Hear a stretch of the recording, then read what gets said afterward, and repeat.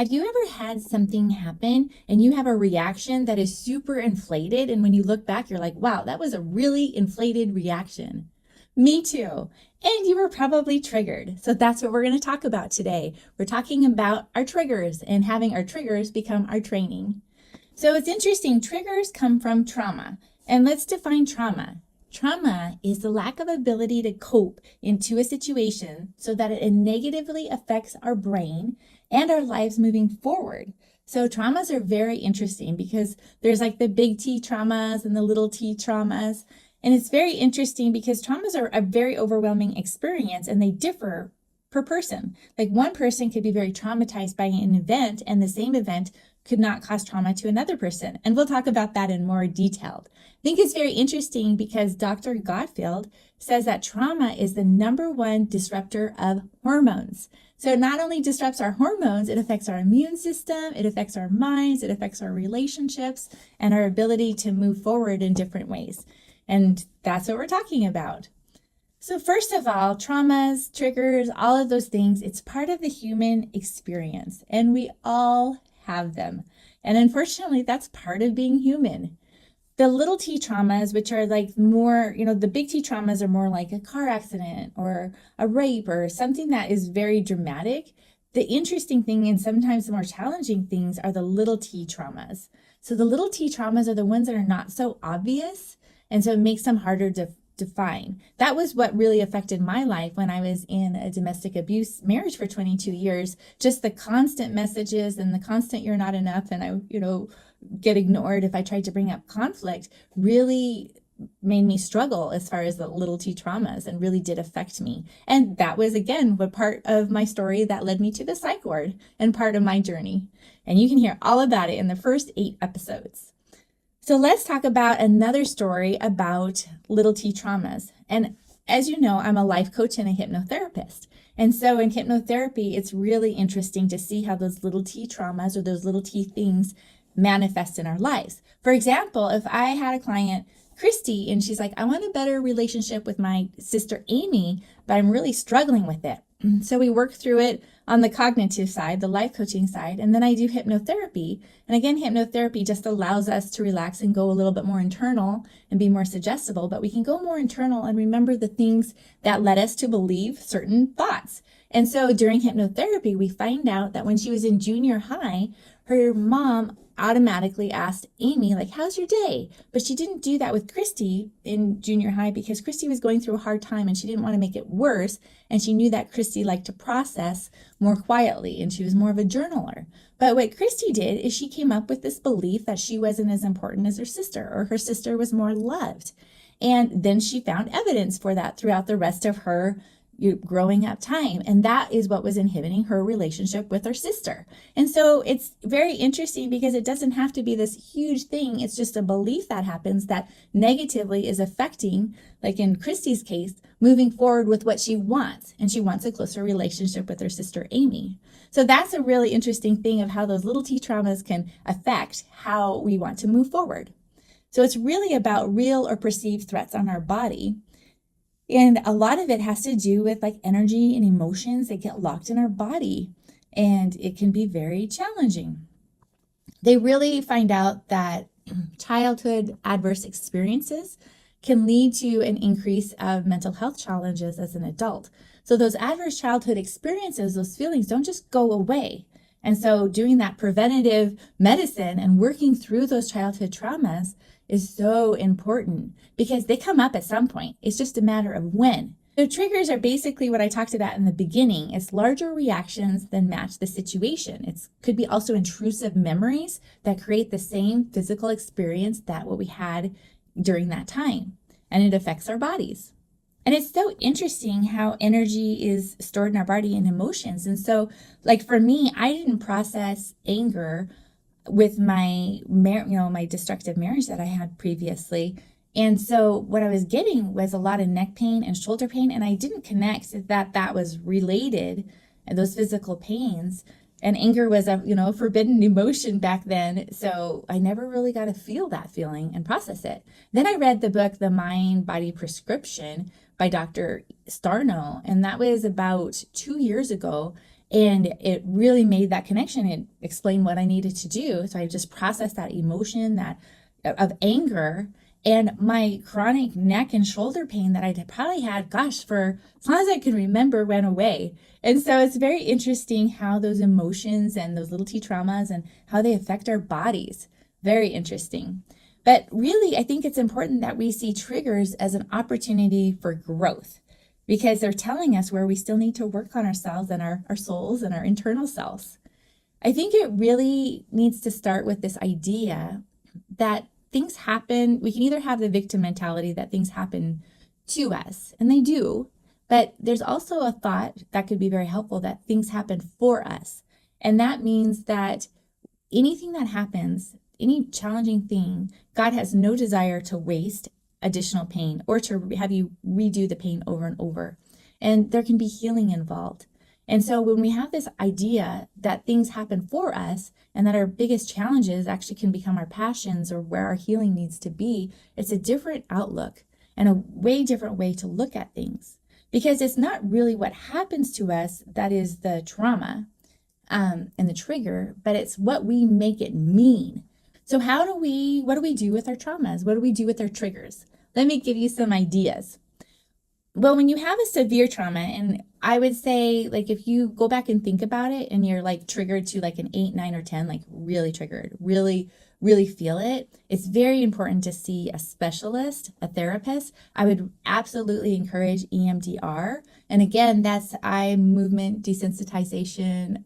I can't remember what the R stands for, but it's a much quicker way. You're not having to like necessarily live the experience again and talk about it a ton. It's actually a very rapid way of going back and like reprocessing that through a special technique. And certain specialists, certain counselors are trained in EMDR, and that was super helpful. I definitely did that. It was very dramatically helpful for me. I also talk a lot about the BARF process, and that I talk about in my book, the Unravel Notebook, available on Amazon. And basically the BARF practice is a practice of barfing up how you feel, like just write it out, all messy, exactly how you feel. And once you barf it, you sort it and you deal with it.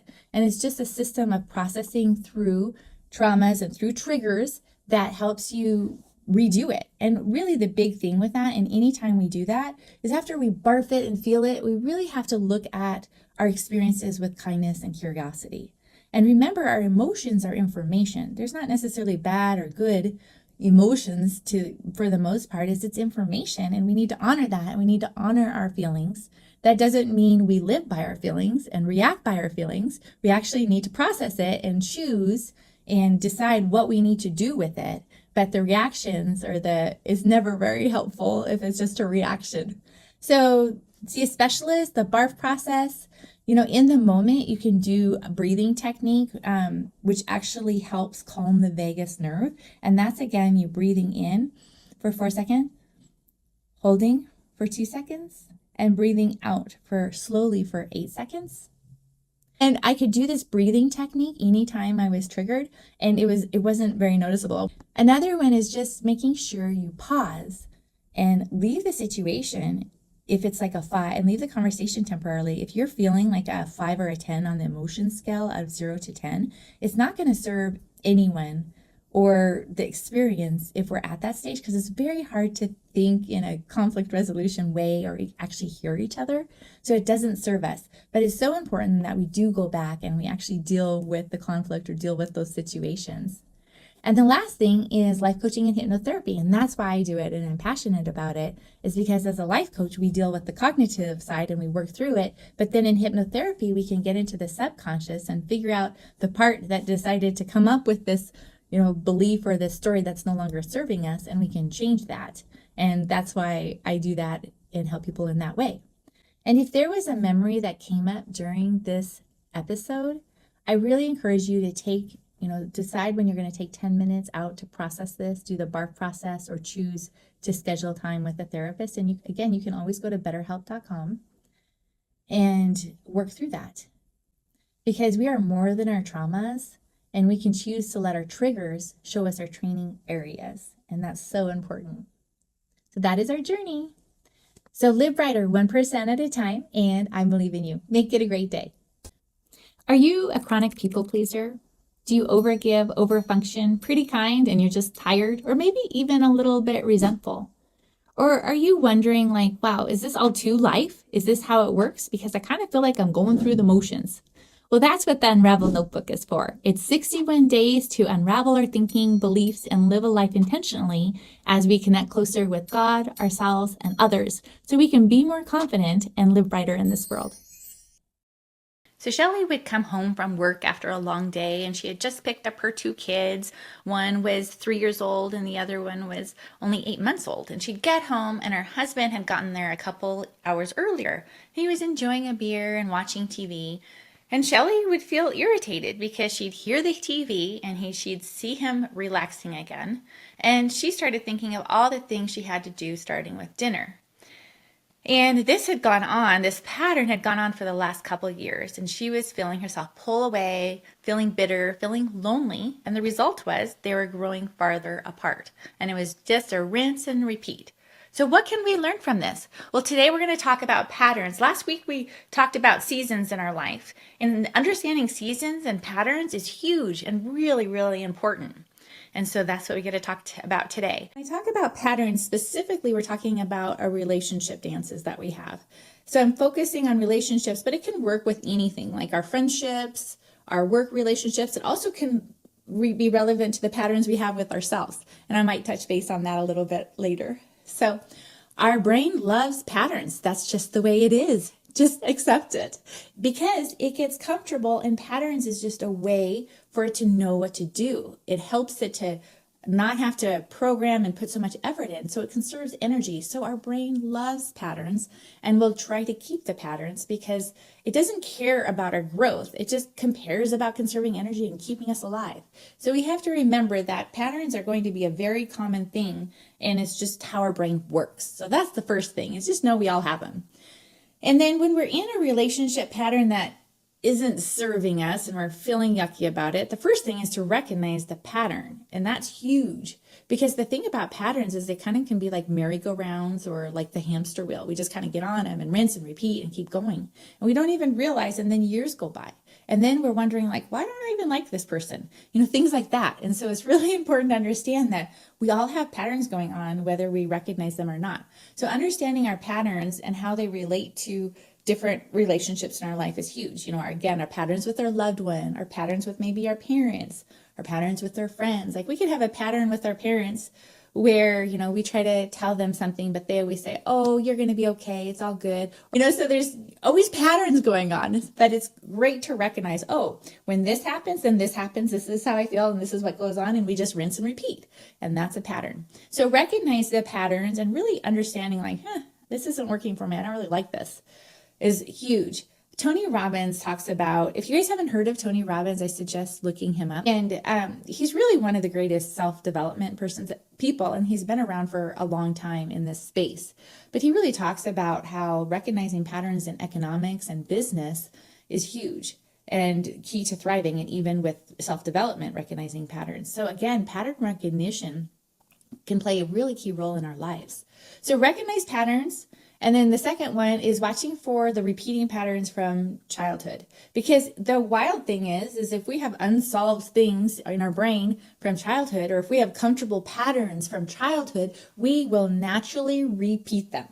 Unless we've done the work and healed those wounds and intentionally decided to change those things, we will naturally go to those patterns. And that's the wild thing, is because we will literally draw somebody just like our parents, as far as a partner. And we're like, how did we do that? I didn't even want that. It's because it's a comfortable pattern, the dynamics. And it's like, oh, I know this. This feels good. And so it's just good to know, like, what are our patterns that we were raised with in childhood, and to kind of flesh those out, because again, all things can be redeemed.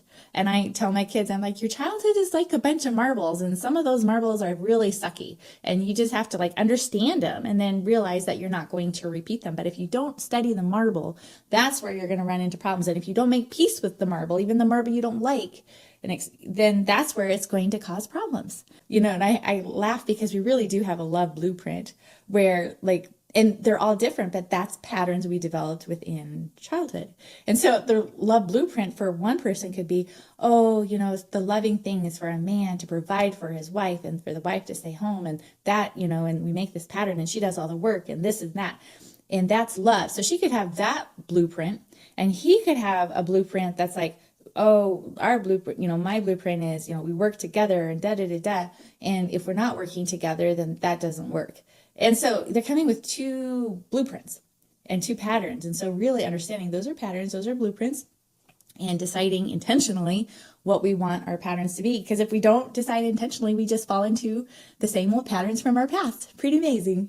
And that's, again, just our brain's way of conserving energy and being comfortable. So again, we have to recognize the pattern and then watch for the repeating patterns from childhood or from our past. And so seeing like for example, a gal would always choose, client would always choose men that were unavailable. And that was a pattern for her. And then she went back to her past and realized that her dad left her, and she just decided that men were unreliable. And so she just chose men that couldn't be very reliable because they lived thousands of miles away and could never live in the same place. So it's interesting how our brains work. It's pretty tremendous. So really, though, to understand our patterns and stuff like that is a good way to check with our bodies and our minds. So our bodies will tell us if something's not working for us. In fact, it tells me way better than my mind will. My mind will justify about anything and say, oh, it's okay because da da da da, or it will have an excuse for about everything. But my body will be very, very much tell me. So if my body and your body will work the same way. If you're not breathing all the way, like with a full belly breath in and, just breathing, and you find yourself constricted, that's telling you something is off. And so those might be part of repeat patterns, or just something's not aligned. So you can really tell, or if your chest feels heavy, or another one is like, especially for women, we tend to feel things in our neck and our shoulders and get a heaviness and a weight and pain and migraines from there. If you're getting those physical symptoms, that's just your body's way of saying, hey, there's something off, and it's likely a pattern that doesn't work for you. And so really check in with your body. And then also with your mind, you can check in, with your mind and body go together, but you can check in with like resentment or bitterness or anger, repeat anger. Like anger is beautiful at telling us things. And that's why it's important to allow anger in our lives. And if there's regular anger, then that's telling us there's something wrong. And there's probably a pattern that's not working for us. So those are the first three things. So in order to understand what our body and mind are doing, you can definitely use the BARF notebook process. You can get that on my website at livebrighter.info. And again, that is a way to kind of barf out our emotions uncensored in a safe place, and then sort it out and plan it out. Because really, like, the more we like barf it out, and just uncensored, the more we can really see patterns. And so that's super helpful. And especially if we make that a pattern, like I would absolutely encourage everyone to do the BARF notebook process daily. It's a great way to understand ourselves, to see those patterns, to regulate. It's a wonderful process. So barf it out, sort it out, plan it out. And even with that unravel notebook and that barf plan, the last tool or the last thing is to plan it out. And I would say when we're doing the planning and out, the first thing to ask ourselves is, okay, how do I need to support myself? Or what do I need to go back and heal? What's on my side of the street first? And then what actions do I need to take? Because then we can be like, okay, do I need to set a boundary? Do I need to address this?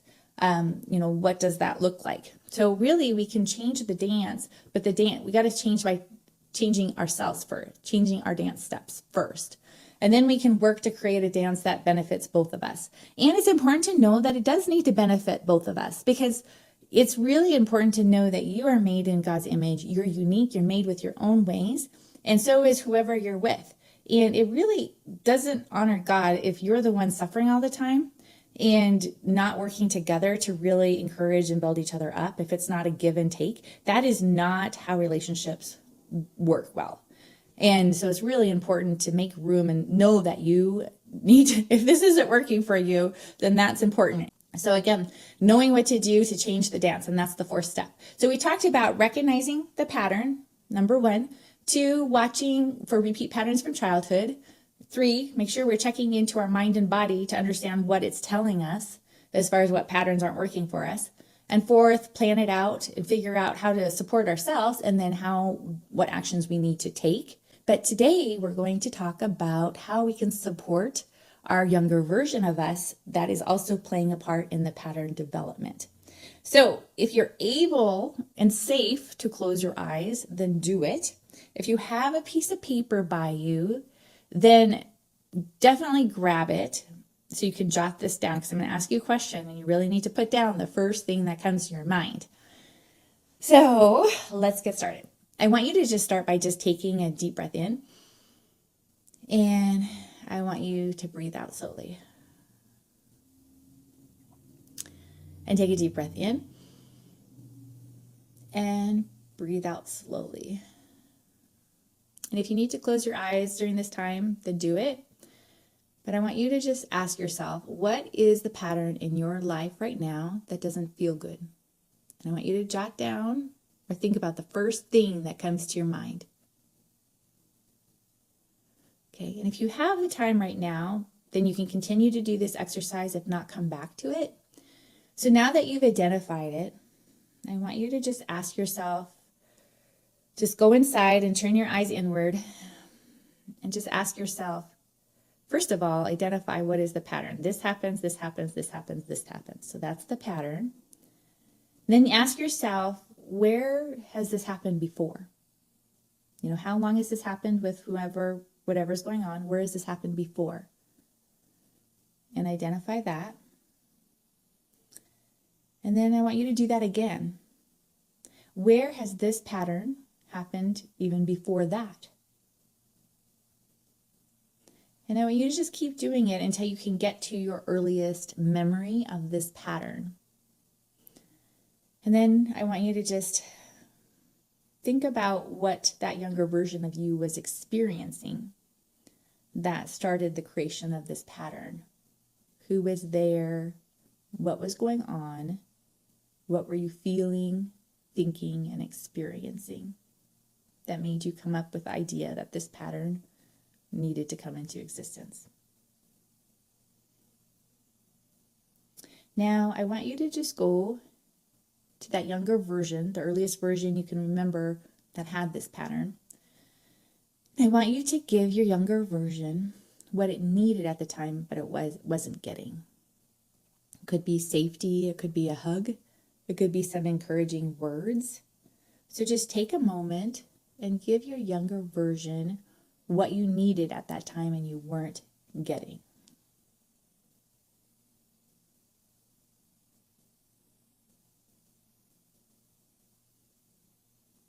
Really good. Now I just want you to take a deep breath in, and I want you to take a breath out.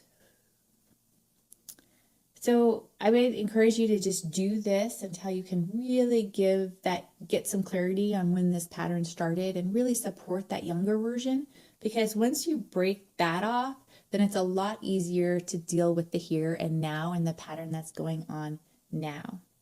And we're going to talk more about how we do that. We deal with the here and now patterns in those relationships next week. So make it a great day. I believe in you. We're all growing 1% at a time. Talk to you later. I hope you've been loving my podcast and growing 1% at a time in our community. And if you've noticed that you want to get somewhere quicker, faster, or you need some personalized attention, then reach out to me, because I do life coaching that involves both the conscious and the subconscious. And that is a way to get somewhere faster, to have personalized care. So reach out to me, sign up for a 15-minute free consultation to see if it's right for you, and we'll see if we can set something up. Make it a great day. Our brains are great at creating stories that create stress, or they can also create stories that propel us. Let's chat. Please like and subscribe the podcast, and join me on Instagram with Live Brighter with Tara, or at my website, which is livebrighter.info. So a few episodes ago, we talked about de-weaponizing our past, and that was really de-weaponizing our past stories that we use against ourselves. And then just recently, we talked about future tripping, how we can easily get in this spiral of future projecting worst case scenarios and how that all works, and how we can lower that and not do that so much. And now we're talking about how to use our brains to create a better future. So I want to start with this story, a true story. 14 years ago, I was being driven to the psych ward for the second time in my life, and I felt trapped in a marriage with destructive patterns. At the time, I didn't have the words, but I felt like I was walking on eggshells, blamed and punished by being ignored. I had 4 children, and I was off to the psych ward, confused and sad. I was already had a bipolar diagnosis, which further demonstrated that it was all in my head and it was my fault. It was hard to believe that I had a hope and a future, but I did have God. With my weak faith, it wasn't that strong at that point. With my weak faith and my open mind, I allowed myself to dream just a little seed. What would a healthy relationship look like? What would it feel like? I really didn't know this, but it felt safe. And that was a little seed that I started envisioning to create and motivate me to change my life. So let's fast forward. I know what I couldn't verbalize at the time is that I was experiencing stonewalling, criticism, and narcissistic behavior. And now I'm not considered bipolar because understanding how mental health works and all of that, but I was very stressed and having mental challenges. I was in fight or flight, and my body and mind were responding the way our bodies and minds do when we ignore their messages regularly. And I was overly kind, which was the real foundation that really allowed myself to be in this situation. And the change, again, all started with that seed of hope. I was overly kind, but visualizing a different future was amazing. But I almost lost myself. And the change in me really started with a seed of hope, a seed that was different, a seed of a future that was different, and then moving forward. So in order to dream and allow these seeds to grow, we first of all, number 1, we have to be willing to dream. And I have to be honest, there were times in my life that I could not even dream or imagine anything different. I was very stuck in my thinking. And so being willing to dream again and allowing ourselves to dream and being really compelled that this is something that's super important for who we are as people, because everything starts with a dream, and really bringing in the power of visualizing and allowing hope to cultivate. One way I cultivate this is, well, a couple ways, is how do I see myself in 7 years, and really get a very clear idea of how I would want that person to be, act, feel, and become, and like, what does she look like? What does she act like? And what advice does she have for me now? So that's one way I use visualization of the future to help me. Another one is asking myself, if I'm not limited by time, money, kids, or anything, what would be in my heart to do? What lights me up? What is in there? And that's another way to create space to allow those dreams to start to cultivate. So that's the first thing, is be willing to dream. The second one is tap into the emotion, because really when we're dreaming and where we want to go, there's an emotion that's part of it. For me, in my vision, it was a peace with myself, a peace in the relationship, and a home feeling. And so just tapping into the relationship really can be activating for us on the next few steps. So tapping into the emotion. The third one is really growing that seed. Make room for time to do this. One of the things I do is I have my Zen den. And then that is what I call, it's actually a space in my closet that has my nice big beanbag and, my wonderful essential oils and a beautiful light and my Bible and journal. And I just create that space and I allow that to be a place where I can dream and allow myself to dream and really connect with God and source about that. Another way that I grow it within me is once I have a dream and a visualization, I'll do a voice memo in my phone and just allow myself to kind of decorate as far as that visualization and give it some color and feeling and what am I doing, and just create some life to it. And I'll play that for myself and do that regularly. But there's lots of ways to grow our dreams. The first thing is, again, we have to watch our brains because we have the lifeguard part of our brain. And remember, that's the part that's designed to keep us safe. And so anytime we start dreaming bigger or beyond our circumstances, it does a little freak out session. And the freak out session is like, oh, it'll criticize and critique you. It'll be like, oh, you shouldn't do that, whatever. There's lots of different ways, but that's just the lifeguard part of your brain. And so you just say to the lifeguard, I see what you're doing. You're trying to keep me safe and I'm allowed to do this. And it's great to cultivate cultivate what God and source and universe has put in me. And that's a good thing to do. And how I'm designed. It's great to cultivate that. So that's the third thing, is to grow it. The fourth thing is to take ownership of it step by step and take small actions. Because the truth is, nobody is going to come and save you. Nobody's going to come and save me. If we're going to change anything, we have to be the change. We have to start taking the steps. And honestly, when I started having like a dream and a vision of a healthy relationship, then I started just a little bit studying it and opening my mind to new ways of looking at it, just step by step. And then clarity just comes. So really just taking ownership and putting action to it. I love some wise people that have talked about this topic that we're discussing. Eleanor Roosevelt said, "The future belongs to those who believe in the beauty of their dreams."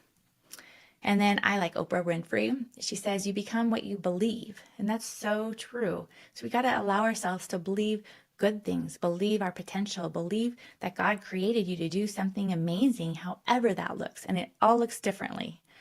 Walt Disney, a wonderful another great visionary, it says, if you can dream it, you can do it. But it all starts with allowing yourself to dream, cultivating it, growing it, and also making sure the lifeguard part of our brain isn't squashing it or other people, and really just growing it yourself. I like what Thomas Edison said. He said, "Vision without execution is just hallucination." And that cracks me up. But the truth is, it's so important to start with the vision and the dreams, but just starting to take that small steps. That is what creates reality. Another one that I really like from the Bible, if you look up Proverbs 31 in the Bible, it's about this amazing woman. And growing up in the Christian community, I was like, and this woman in this just intimidated the heck out of me. And I just have read Proverbs 31 over and over with just a fascination. And one thing that she says is that she smiles at the future. And I thought that was really interesting. And she smiles at the future because she's envisioned it and she's created it step by step. And I have to be honest, there were a lot of times that I did not smile at the future. And I still work to smile at the future. And I still do this. That's why I can talk about it, is because this is something that's important practice to me. And I'm still learning and growing every day. We're on this journey together. But we are all meant to be creators. We are made in God's image, Source's image, and that means that we are, replicating or, like God, who is the creator. So starting to create in our imagination is what we're designed to do. And it's so interesting how through the years I've squashed that at different times. So I just want to give you the freedom to start creating in your imagination, in your dreams, start visualizing it. So again, the 4 steps needed to help in this area is be willing to dream is number 1. Number 2, tap into the emotion. What are you seeing, feeling, experiencing? Grow it. Take the time and energy to grow that dream. And 4th is to take ownership, one small step at a time. And I want to ask you something. If you are not limited by time, money, or resources, what do you dream of? Now cultivate that seed 1% at a time. I believe in you. Make it a great day. Stay tuned for our next episode.